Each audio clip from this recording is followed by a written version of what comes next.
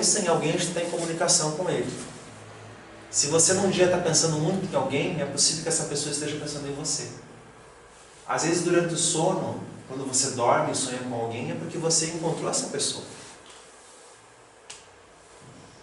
Às vezes você já não esteve pensando em alguém, de repente tocou o e-mail, tocou o telefone, recebeu uma mensagem, né? Você estava transmitindo um pensamento para ela. Houve um momento na nossa faixa evolutiva que a gente aprendeu a falar. Você já imaginou isso? Nas nossas várias existências. E agora, conforme a gente vai ganhando moralidade, a gente vai ser capaz de se comunicar pelo pensamento. Né? Daqui a alguns séculos, enfim. E aí ela responde: não. Com a colaboração de alguns amigos, localizei-o na Terra a semana passada, preparando-lhe a reencarnação imediata, sem que ele nos identificasse, o auxílio direto. Quis fugir das mulheres que ainda o subjugam, talvez com razão, e aproveitamos essa disposição para uni-lo de novo à situação carnal. Mas isso é possível? E a liberdade individual? Olha, ele é preocupado com o pai, tá? Mas ele não aceitou? Como assim? Existem reencarnações que são compulsórias. A gente é levado a reencarnar, porque a gente não tem discernimento para escolher. É que nem a criança. Você não pergunta se ela quer ir na escola, quer ir na primeira série. Não, a gente leva. E no mundo espiritual é assim. Precisa reencarnar, não tem, vai reencarnar. Agora, se você tem discernimento, tem uma certa elevação, você participa e escolhe as suas provas. Às vezes é você que define toda a existência. E aí passa por avaliação superior sempre. Minha mãe sorriu algo triste e comentou: há reencarnações que funcionam como drásticos, compulsórias. Ainda que o doente não se sinta corajoso, existem amigos que o ajudam a sorver o remédio santo, embora muito amargo. Sobre a liberdade irrestrita, a alma pode invocar esse direito somente quando compreende o dever que pratica. Só temos direitos quando cumprimos os deveres. Opa, pisei aqui no fio e... Agora tu vai ter que esperar um... não tem problema. Mas eu vou lendo, Não tem problema. Quanto ao mais, é indispensável reconhecer que o devedor é escravo do compromisso. Deus criou o livre-arbítrio, nós a fatalidade.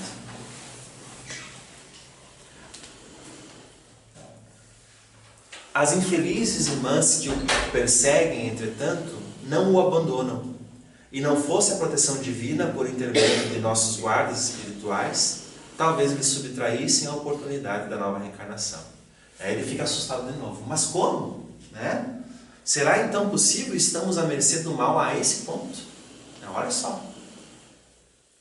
Simples joguetes em mãos dos inimigos? E aí ela traz uma coisa muito grave, a resposta dela. Essas interrogações, meu filho, devem parar nos nossos corações e em nossos lábios antes de contrairmos qualquer débito. Ele feriu elas, prometeu, e elas estavam cobrando. E Deus permite, porque permitiu que ele fizesse isso. É o nosso livre-arbítrio. Enquanto o nosso livre-arbítrio é útil, não há intervenção. Quando a intervenção realmente é necessária, aí vai. Como ela está fazendo ali, intervindo, depois de 12 anos. Ela coloca: não tomes empréstimos à maldade. E aí ele pergunta: e essas mulheres, indaguei, que será feito dessas infelizes? E aí, o que a gente faria com elas? O que será que a misericórdia divina faria? E aí ela responde: serão minhas filhas daqui a alguns anos. Imagina isso. E aí ela coloca: é preciso não esqueceres que irei ao mundo em auxílio do teu pai. Ninguém ajuda eficientemente intensificando as forças contrárias. Como não se pode apagar na terra um incêndio com petróleo. E aí ela coloca: é indispensável amar, André. É indispensável. Os que descreem perdem o rumo verdadeiro, peregrinando pelo deserto. Os que erram se desviam da estrada real, mergulhando no pântano. Teu pai é hoje um cético. E essas pobres irmãs suportam pesados fardos na lama da ignorância e da ilusão. Veja que o espírito elevado, ele não vê o malfeitor como um malfeitor simplesmente. Né? Ele vê como alguém que está se autoferindo. E ele se preocupa em ajudar. E olhos brilhantes e úmidos, como se estivesse a contemplar o horizonte do porvir, rematou. E mais tarde, quem sabe, talvez regresse a nosso lar cercada de outros afetos sacrossantos para uma grande festividade de alegria, amor e união. E aí André Luiz conclui: identificando-lhe o espírito de renúncia, ajoelhei e beijei-lhe as mãos. Aí ele parou de contrariar. Aí ele aceitou, compreendeu. Desde aquela hora minha mãe não era apenas a minha mãe, era muito mais que isso. Era a mensageira do amparo que sabia converter verdugos em filhos do seu coração, para que eles retomassem o caminho dos filhos de Deus. Extraordinário esse capítulo. Então, a nossa reencarnação, ela tem um momento para acabar. Que todos nós possamos aproveitar dela para nos autoconhecer, para desenvolver em nós sentimentos de compaixão, de humildade, de serviço, que é isso que vai nos trazer a nossa felicidade ao desencarnar. É o nosso destino.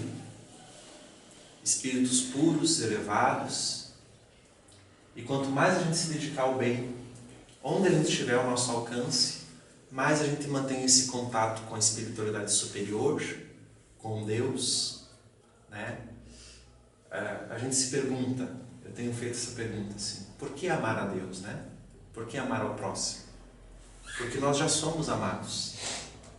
Tem um espírito, assim como a mãe de André Luiz, que nos ama. E fora todos os outros que são superiores. Nós já somos amados. Mas o amor de um nível superior, não o que satisfaz os nossos desejos, que às vezes vão nos fazer mal. Quando ele traiu a esposa com 2 ou mais, era desejos do mundo material. Ele achava que aquilo era a maior felicidade do mundo. E não era. Então nós já somos amados. Mas quando a gente sentir que não é amado, a gente tem que parar e conversar com Deus. E falar de tudo que a gente tem. A gente não vai ouvir uma resposta, mas vai ter um sentimento. Só o fato de colocar para fora mentalmente na prece já nos equilibra.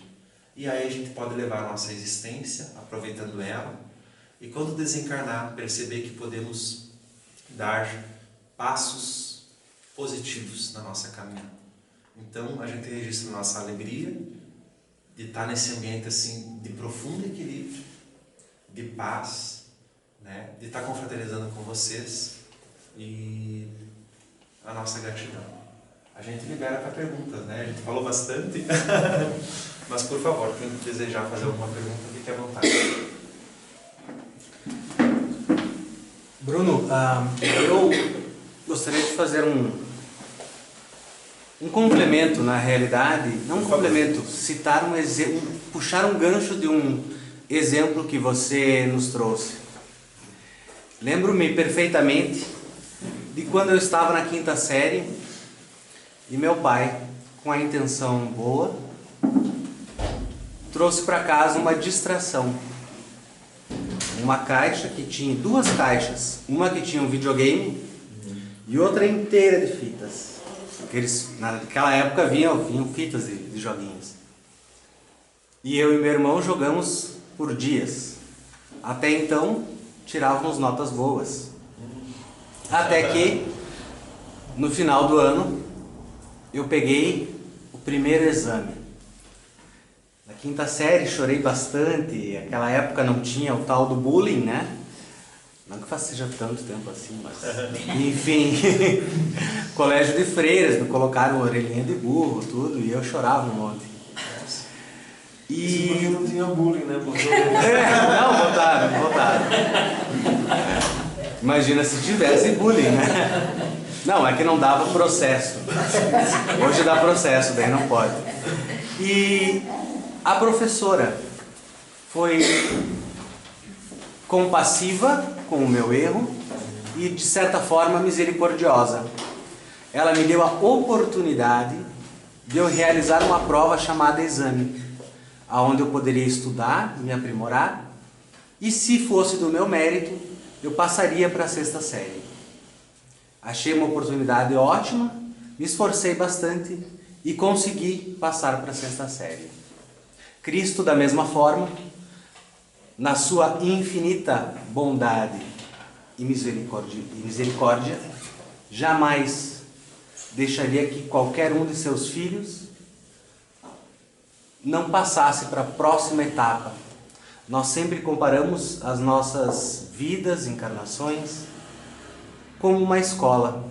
O planeta sendo uma grande escola para a nossa alma, onde às vezes nós podemos resbalar em alguma ou outra matéria, mas sempre temos a oportunidade de no dia seguinte fazermos melhor, estudar.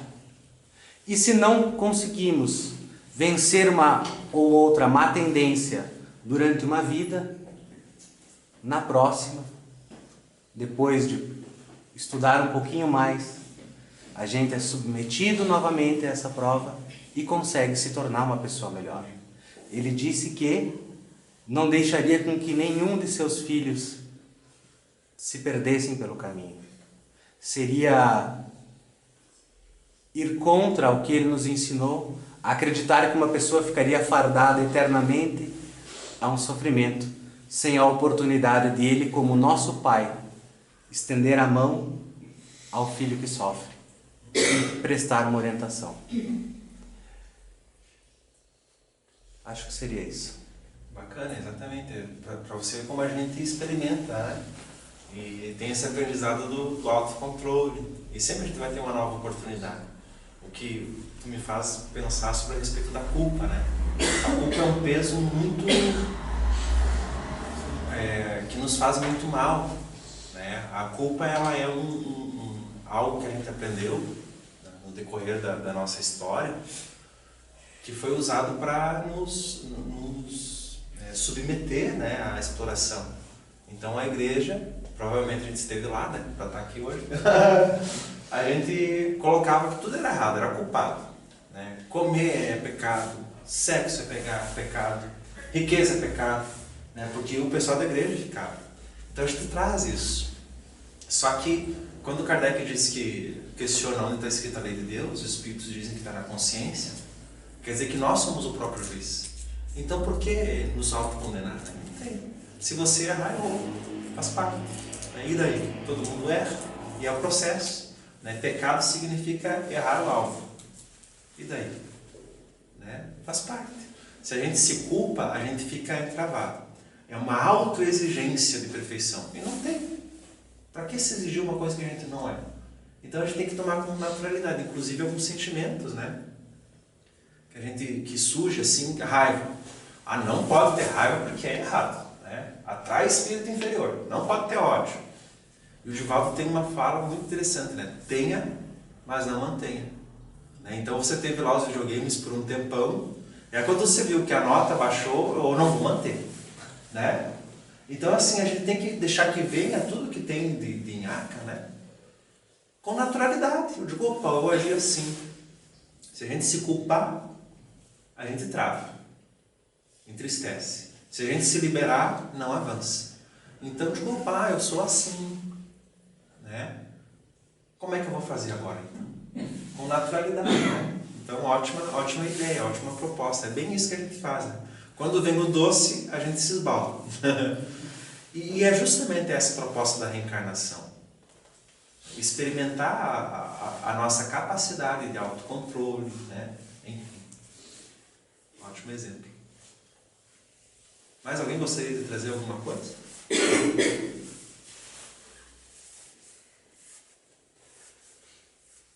Então a gente passa a palavra, agradece novamente, né? A gente pede desculpa porque a gente não para de falar. Bom, Então, em nome de cada trabalhador, de cada frequentador da nossa casa, a gente agradece a sua disposição, né, em vir aqui e compartilhar essas informações e conhecimentos e ensinamentos com todos nós. Espero que isso se repita por mais vezes. Então vamos aproveitar esse elevado nível de paz, de harmonia, e relembrarmos a centelha divina que somos. Relembrarmos que Deus está dentro de cada um de nós e que todos nós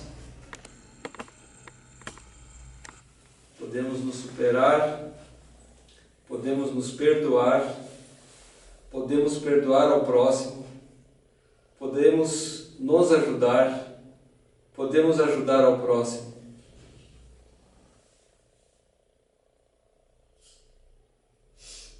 E termos a consciência de que esse é o único caminho que nos leva à compreensão, nos leva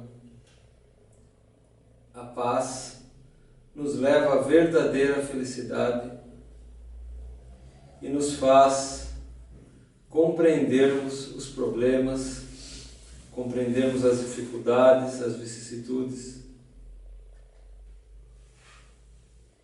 e encararmos essas adversidades como remédio para a nossa alma, como degrau para a nossa subida, como material didático para o nosso aprendizado. E que a gente possa sair daqui nessa noite confiantes, com novas ideias na mente, com novos pensamentos, e que isso não fique relegado apenas a esse momento que vivenciamos aqui hoje, mas que a gente possa estender esse sentimento que experimentamos agora, essa vibração de paz, essa comunhão com Deus,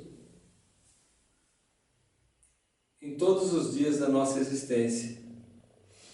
No momento que a gente acorda pela manhã, no momento que a gente vai ao trabalho, no momento que a gente está reunido com a nossa família, no momento que a gente se depara com uma dificuldade, para que tenhamos discernimento, paciência, tranquilidade e principalmente sabedoria para poder reagir de uma forma que nos aproxime cada vez mais daquilo que nosso Mestre Jesus nos trouxe como exemplo.